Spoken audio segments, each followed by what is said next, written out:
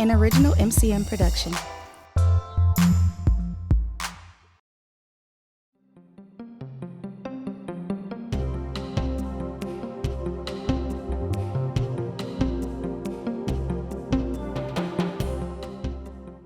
Hello, I am Michelle Bryant, and I'd like to welcome you to our next edition of the Matter Community 2016 election interview. Today I am joined by Alderman Tony Zielinski of the 14th Aldermanic District. Hello, Alderman Zielinski. Hello. How are you today, sir? I'm doing just fine. Thank you for having me on your show. Well, first of all, it's a pleasure. And thank you for taking time out of your busy schedule to come and talk to us today. Happen to know that you are up for re-election this cycle. Have a opponent? You do? All Yes, I right. do. So one of the things we want to do is make sure we have an opportunity to introduce folks to you, reacquaint people with you, talk a little bit about your record and what you've done and accomplished since your time as an alderperson. But before we do that, I was trying to remember, were you previously a Milwaukee County Board Supervisor? Yes, I was. I was first elected to the county board in 1988 and got reelected in 92, 96, 2000, ran for the Common Council in 2004, got reelected in 2008, 2012, and here I am right now. That's like a whirlwind. Was there also like a lieutenant governor or potential stint or something in there as well? Well, I was running for lieutenant governor for a while. It looked like it was going to be a good ticket. We had Barbara Lawton, who was the lieutenant governor under Doyle. She was running for governor, and I thought, well, okay, she's outside of Milwaukee. I'm inside of Milwaukee. That'd be a good balance to the ticket. And when she withdrew from the race, and Mayor Tom Barrett entered the race, I didn't think it would be good for the ticket to have two people from Milwaukee on there, so I withdrew at that time. I just know that it has been quite the impressive journey, and it seems like you were a very young man when you started with the county. Like somewhere in your 20s, it just seems like. And so just to look back at your record of accomplishments politically has been impressive. So I at least wanted to make sure that we mentioned that before we get to where we are today with you as a sitting alderman. But just so folks are kind of clear about the district, can you take a moment just to let us know the boundaries of your district geographically, what that looks like? Sure. The eastern boundary is Lake Michigan. The western boundary goes out to about 13th in Oklahoma. The northern boundary is the Kinnickinnick Avenue River. The first major street just south of there is Beecher Street, and it goes all the way south to about 5 blocks south of Howard Avenue. That is pretty expansive. What kind of numbers are we talking? How many folks you have in your district? It's roughly about 40,000 people in the district, and the district encompasses the Bayview area, the Tippecanoe neighborhood to the south, and to the west, the Zablocki neighborhood. So with a district that large, a lot has to be going on. Oh, yeah. And so I always, talk about there's an opportunity to start out with the highs. So if you would, walk us through kind of what's happening by way of things in the district, accomplishments, things you're pretty proud of that you've been connected to as a result of your work. Well, I'll start off with Kinnickinnick Avenue. When I first became the alderperson of this district in 2004, Kinnickinnick had a bunch of boarded up storefronts. And one of the main marching orders I had from my constituents was to turn that business strip around. My constituents want that business strip to be a thriving, vibrant business strip, just like the other business strips like Howell Avenue and 13th Street and so forth. And the change has been miraculous. So when you say the business strip, and forgive me because I'm not completely familiar with the area, so are we talking like over by that Aurora Hospital? Is that KK? No, help me understand what you're talking about. If you're taking Water Street, it goes into First Street, which goes into Kinnickinnick. Got it. Okay. So you go straight down from Water, from downtown to First to Kinnickinnick. And once you cross that river, you're in Bayview. And so you talk about taking it from a number of board ups and revitalizing that area. What did that look like, and what kind of businesses were you able to kind of get going on there? I'll tell you, the crown jewel is the historic Avalon Theater. That was closed for a great many years, and that theater showed the first talking pictures in the entire state of Wisconsin in 1929. And the previous owner, he wanted to turn it into a live rock music venue because it was fast, easy money. And I said, from an urban planning perspective, there's no way I'm going to support that. There's no way this neighborhood's going to support that. And he said, why not? I says, because we want that historic theater reopened.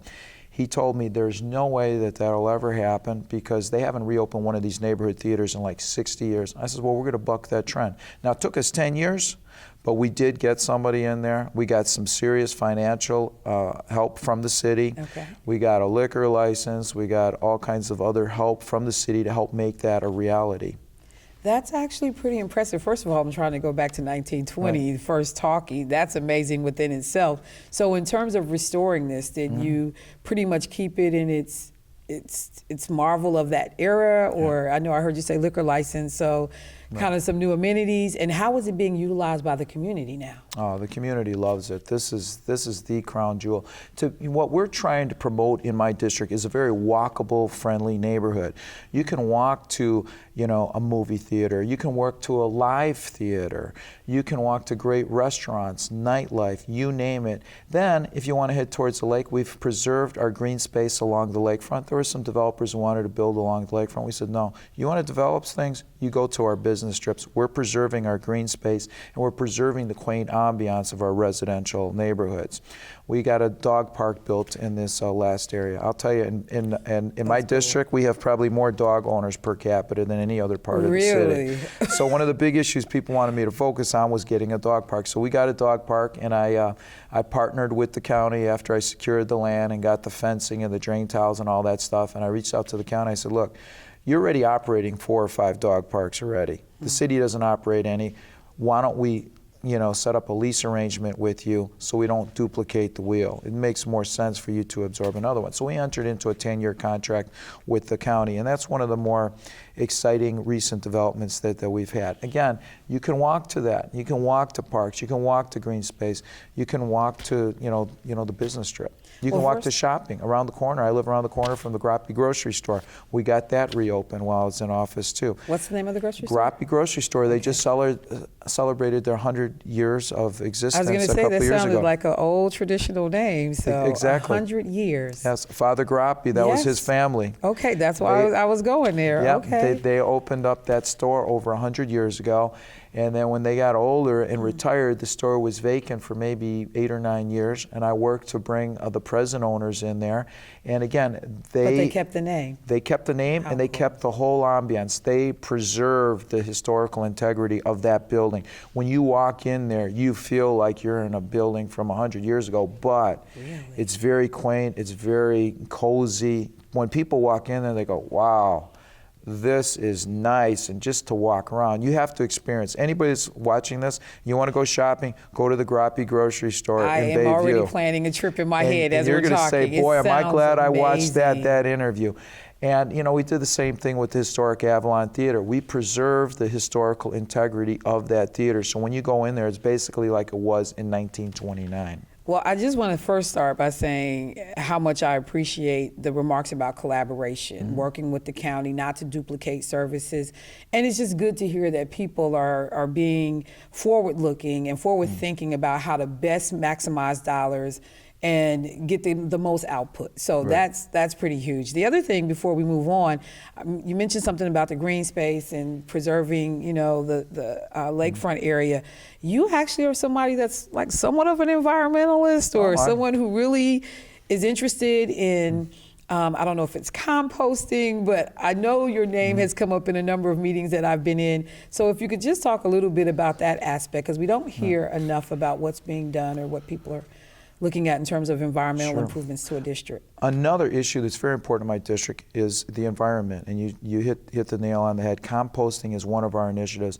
I was a lead sponsor on a pilot program where we're going to have the first curbside compost pickup in the city in Bayview, and then the alderman from the east side jumped on board. So we're going to be the first 2 parts of the city. They're going to have a compost curbside pickup program. So I just literally bring my stuff to this location, and then what happens? Well, you just put it out. You'll get canisters, and in certain days, you put it out in front. Oh, and so the city will literally pick in front it of up. my home, I don't have to do anything. No, you don't like have to go recyclable anyplace. pickup. You don't have to. It's just be like recyclable pickup. And my prediction is that after a certain number of years, compost pickup will be as common as recyclable and traditional garbage pickup. And that's a major step to reducing the amount of garbage that we have in the landfill. You know, we could potentially reduce the landfill by about 25% if we have a full throttle compost Because that was program. going to be my next question for folks that aren't familiar with composting, the values of it, why it's something that people should kind of get behind. Right. Just talk about the lack of additional materials going into our landfills. Exactly. I mean, if we could reduce the landfill by 25%, what we're putting in there by 25%, that's quite significant. So is there a fiscal aspect to this whole thing too, though? Are we talking about dollars saved? Are we able to do anything with the materials that's been composted? What we're going to do in the beginning, it's a volunteer curbside, program, because people are going to have to sign up and they're going to have to pay some extra money for it. Okay. So we're going to get our foot in the door, on a pilot program basis, get a better handle on the cost, the interest level by constituents. And I can tell you, a great many people have contacted me that are very excited about this particular program. But there is a cost associated with it. That's why initially it's going to be a volunteer program, and we're going to get our baseline from that and to decide what's the next best way to expand it. I will be watching. Okay. I had no idea about a lot of things in terms of composting, rain barrels. I've been getting my own education, and I think, though, as more people become aware of actually how we all benefit from it, hopefully people will jump on board. Exactly. And, the number of volunteers will skyrocket. And I think as more people become aware of it, they're going to be more excited and interested in composting themselves. And that's part of the pilot program as well, is to make people aware of composting that aren't aware of it and what kind of a difference it could make. But like I said, getting our first, our foot in the door, it's completely voluntary. If you're interested, you're excited, you can sign up for the program, and then we're going to decide, how to proceed from there. Well, let's take the conversation from, and for me, it feels like a grassroots kind of moment, to some of the other things that you've been a part of in terms of the city. I know on the mind of many folks is economic development. We know that there's a ton of activity going down or going on in the downtown area. And people have begun to talk about what does growth look like for our city. I know that your name has come up a number of times in terms of some of the projects. So talk to us a little bit about, or help people understand what you've been up to in terms of economic development. One of the big projects in downtown Milwaukee is the Northwestern Mutual Life Insurance building. Northwestern Mutual Life Insurance is a Fortune 500 company.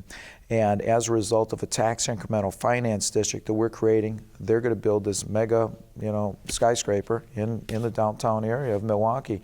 Now with the TIF, we're going to give them a tax break for the first few years, and to help them out as an incentive. But once the TIF is paid off, the amount of tax revenue that's going to be generated for the city is going to be incredible. How many years, though, are we talking potentially for that to begin to come to fruition in terms of getting that TIF paid off? I think it's somewhere in the neighborhood of 15 to 20 years. 15 to 20 years, but it is a long-term investment. It's a long-term investment, and different, we're still getting tax revenue out of it. Obviously, yes. But, to really get that big jump. And again, different TIFs, the reason why I say that is different TIFs pay off at different time periods. They may say a certain time period and they get paid off earlier. Okay. And so forth. The other thing is that there's a lot of jobs that are being created with the Northwestern Mutual Life Insurance building. We have a strong component for residents in the city of Milwaukee. Can you talk a little bit about that for us? Yeah, we have a residential preference program whereby if you're a resident in the city of Milwaukee, you get extra points and a greater chance of getting hired for jobs for the construction.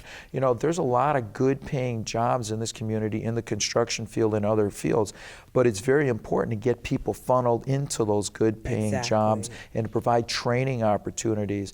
And so this will not only increase the training and exposure of people to these kind of good paying jobs, but it'll help us replenish the workforce that's aging in the trades. There's a lot of people that are retiring. So how have they done in terms of the numbers, in getting city folks on these work sites?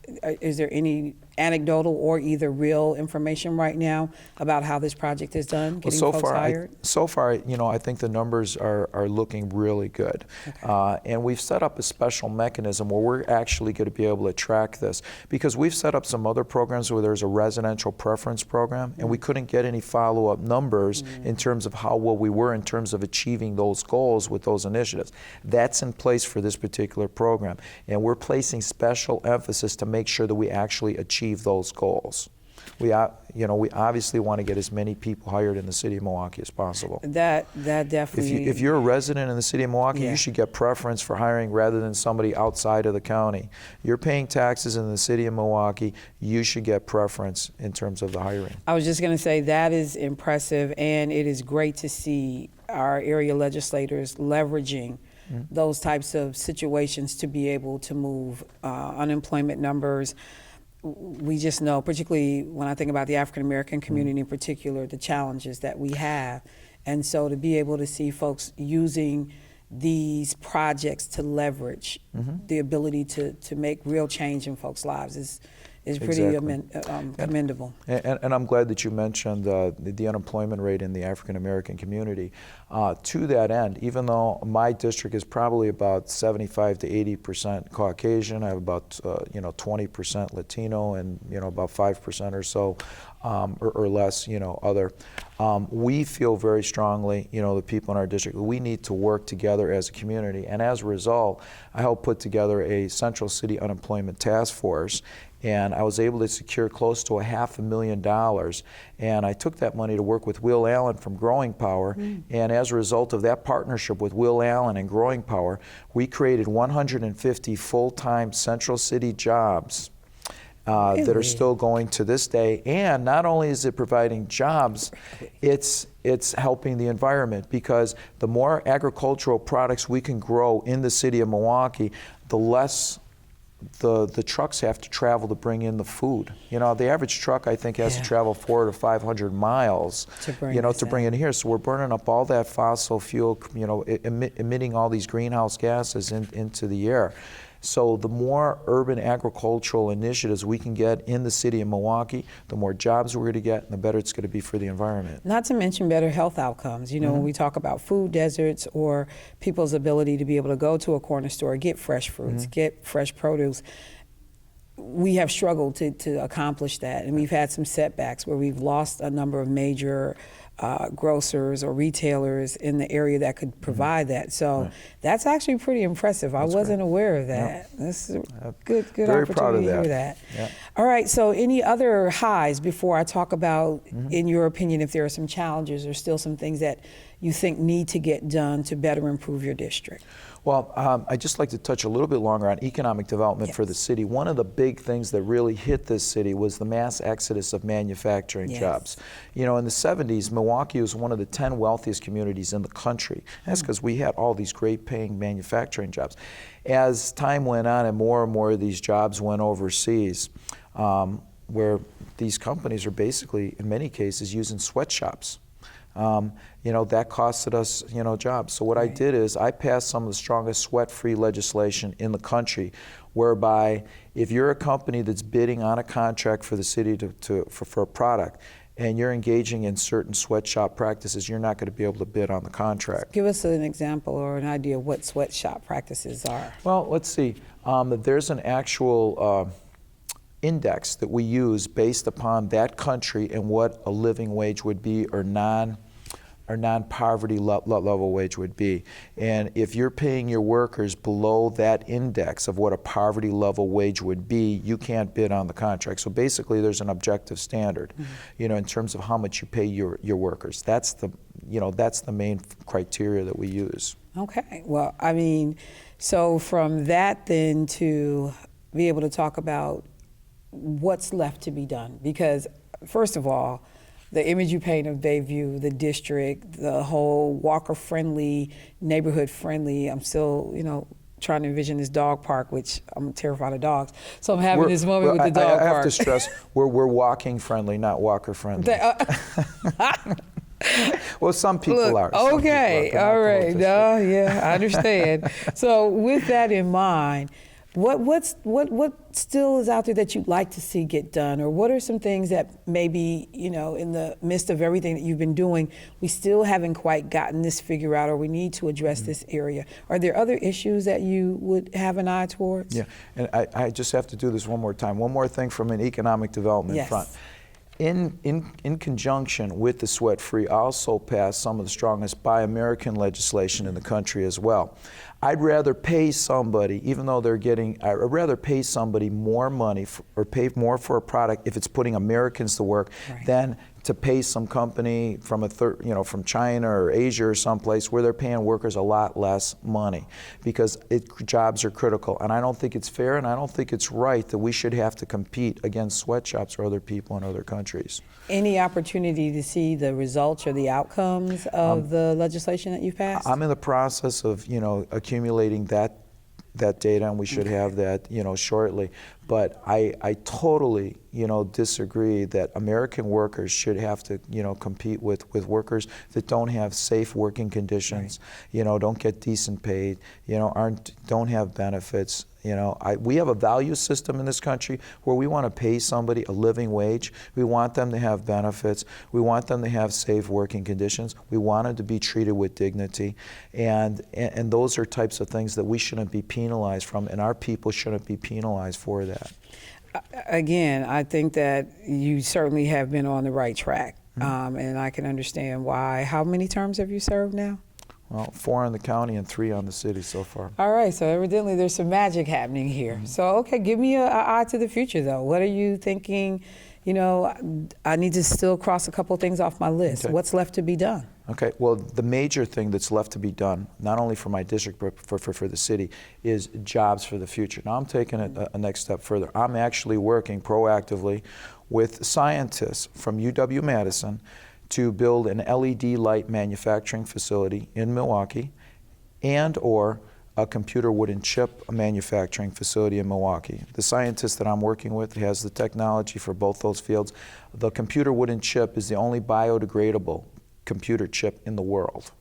And I'm working with him. As soon as he has the prototype done, then we're going to take it to the next step. But if we're going to take Milwaukee to the next level, we need jobs of the 21st century. So you're actually looking at creating industry. Yes. I'm also, because I'll be quite frank, I'm a little bit disappointed with the lack of companies that are taking advantage of the Buy American legislation. We're making a difference, but not quite the impact that I wanted. And at the same time, I don't see other communities passing Buy American legislation as well.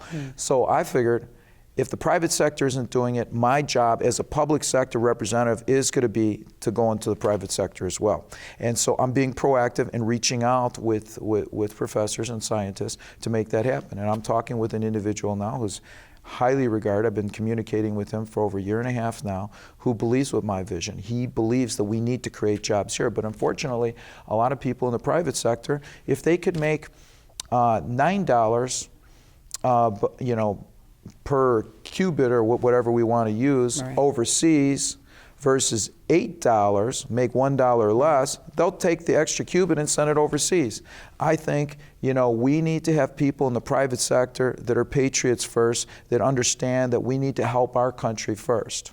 Okay, and that's why I'm going in the private sector. But do you think you'll be able to actually, because I know that we talk about being able to legislate that, this is one of those things where it comes down to heart over mind or heart over business, what's best. I mean, we have seen, as you alluded to, the number of jobs that we have lost in this particular town to offshore situations. Exactly. And so can we legislate that, though? I mean, see, we're not going to be able to legislate it. That's why I have to go into the private sector myself. I'm not interested in making a fortune or a lot of money. I'm only doing it for this country to create jobs here. I'm not interested in making any kind of big profit or anything like that. But I'm going to take my talents, my skills, my energy, my drive, my force of will to make this happen.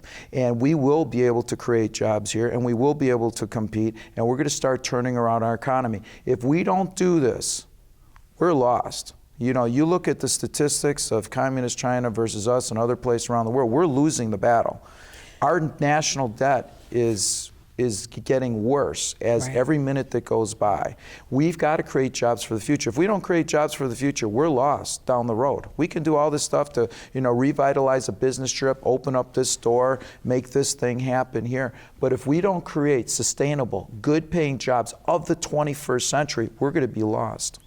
Well, I will just say that this has been way more than I bargained for. I have learned a lot. Hopefully our viewers have also learned a lot. I'd also like, though, as we are getting ready to close out, and this time went really fast because I had a list, but to give you an opportunity to talk about why people should reelect you. We only got a minute or so, but if you could just talk to us about why folks should reelect you.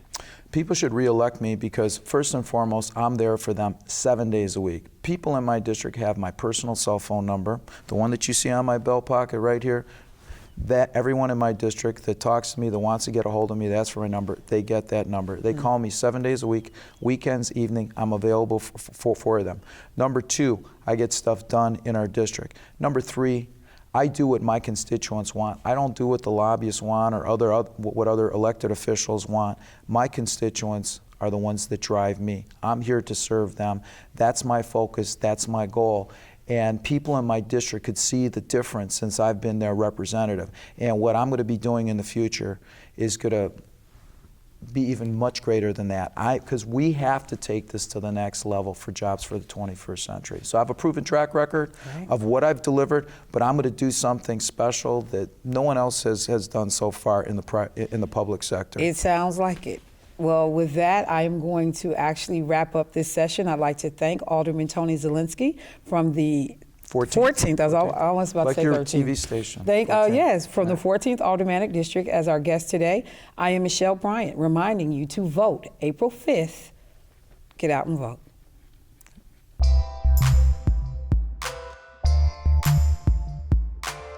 An MCM production.